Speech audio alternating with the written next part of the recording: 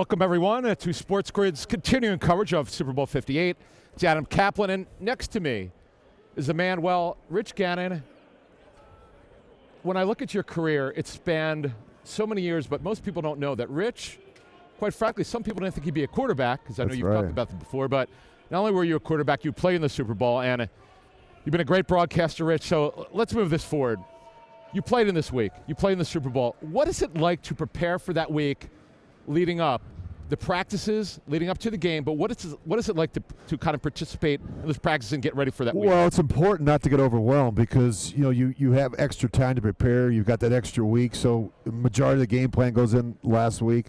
But you have, instead of looking at a 3 or 4 game sample, you're looking at the entire 17-game regular season. So you've got all this information, all these statistics, and it's important to really be able to zero it down and say, hey, how's it going to impact us on Sunday?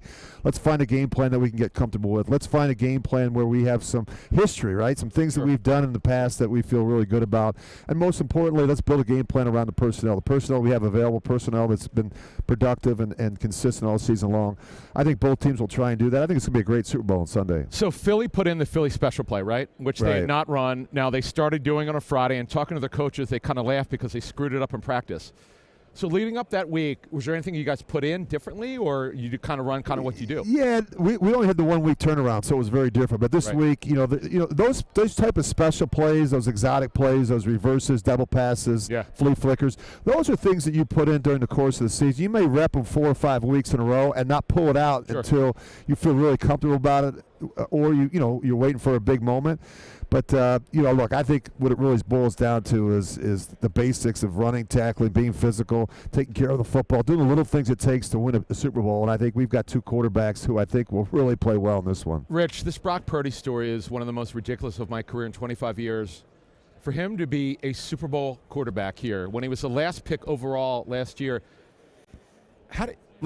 you were a quarterback. How do you describe his success so far? It's really amazing. This whole idea about Mr. Irrelevant. I call him the Rodney Dangerfield of NFL quarterbacks because he gets no respect. People say, he's a game manager. All I know is this. I got one of those votes for the NFL MVP award. He was on my final 3. He had that type of impact for the 49ers.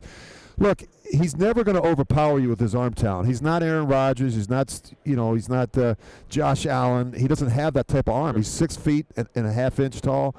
But he beats you other ways. He's smart. He makes good decisions. He's got great vision. He's got great anticipation. He understands their system, what their strengths and weaknesses are. He does a great job distributing the football, and for the most part, he's taking really good care of the football. So, look, they come in all different shapes and sizes. He's been very effective. He's not Patrick Mahomes in terms of his creativity and his ability to extend and manufacture offense, but he's a really good player who doesn't get enough respect. How much did it mean? Because you play in the West Coast offense under Gruden, you were incredible in it. How much did it mean to go into that type of offense for Brock Purdy and with Kyle Shanahan? I think it makes a lot of sense. It's an offense that's based on footwork, decision, anticipation, timing, rhythm. You need a high football IQ to play in a system like that. I think he certainly has it. I think you go back and look at his experience at Iowa State. He played in a lot of football games at Iowa State, almost 50 games. I think they fell in love with this young quarterback, and his ascension has been so quick, so rapid, quicker than anyone would have anticipated. I'm just amazed at his poise. That's the thing. I'm really amazed that he just doesn't flinch. He played poorly in the first half against Green Bay, poorly in the first half against Detroit. Comes back in the second half, was a different player. I would say this: if he can't put 4 good quarters, the 49ers can't put 4 good quarters together, and they fall behind, it'll be a long day for the 49ers. They just came back, though. On your point, though, as a quarterback, how do you mentally, when you're down at halftime like they were, I'll admit, I thought the game was over. Yeah. How do you mentally get yourself back to bring the team back? Well, I think it's good coaching. I think it's a player that's really resilient, understands you got to be able to turn the page and come back and put 2 really good quarters together, and really forget about the quarters. Just think about a good possession, a good series, one play at a time. And I think Brock's done that. I think he's a quarterback that's not going to panic. And I tell you, I've been so impressed with this guy. I think he's going to play well on Sunday. All right, Rich, let's move to Sunday. We've got to ask this question. First of all, why would the Chiefs be an underdog? Being of their history, and you look at the quarterbacks, number 1. Number 2, who do you like in the game?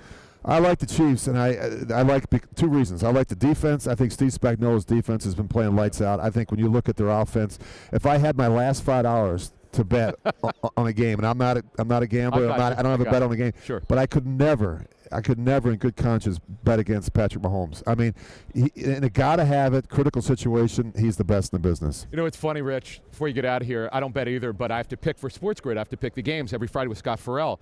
And I stupidly changed my pick because I got sentimental about Lamar. What an idiot I am. You cannot pick against Patrick Mahomes. No.